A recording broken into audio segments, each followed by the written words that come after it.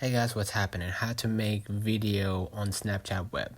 If you're going to click the camera to send snaps right here, you will only be able to actually take a picture, right?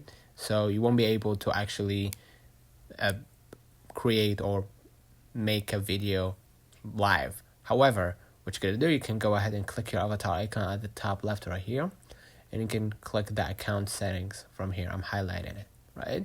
And then you're gonna be able right here to see the account settings. Go ahead and click at the top right here, post to Snapchat. You're gonna wait for a few moments.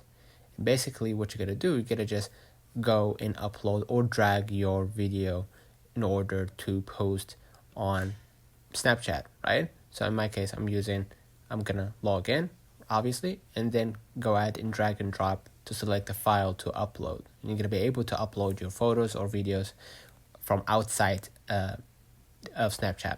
So let me know in the comments if this video helped you.